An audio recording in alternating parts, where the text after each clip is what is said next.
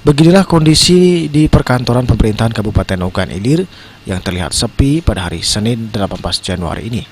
Seluruh ruangan asisten 1, asisten 2, asisten 3 nampak kosong dikarenakan semuanya pergi ke Jakarta untuk menghadiri sidang Mahkamah Konstitusi.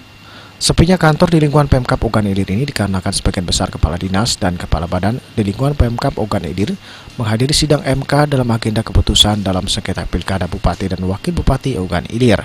Bahkan Sekretaris Daerah Pemerintah Kabupaten Ogan Ilir Herman juga tidak ada di tempat dikarenakan sudah terbang pada pukul 9 pagi tadi untuk menghadiri sidang MK di Jakarta.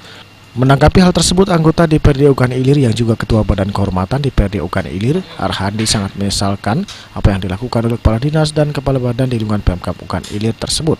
Menurutnya pejabat yang menghadiri sidang MK tersebut hanya ingin setor muka. Dalam hal ini, Kepala Dinas dan Badan harus profesional dan tidak ikut-ikutan dalam sidang sengketa pilkada tersebut.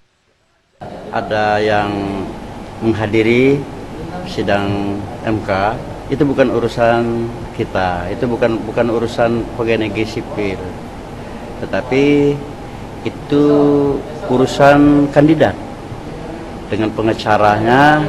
Mungkin kalau dibutuhkan saksi-saksi, para saksi itu yang wajib hadir, dan kewenangan kita ataupun porsi kita itu sangat jauh. Jadi semestinya kita tidak perlu store muka begitu. Ya, kita bekerja dengan baik, bekerja dengan profesional, layani rakyat. Ahmad Romawi, PAL TV.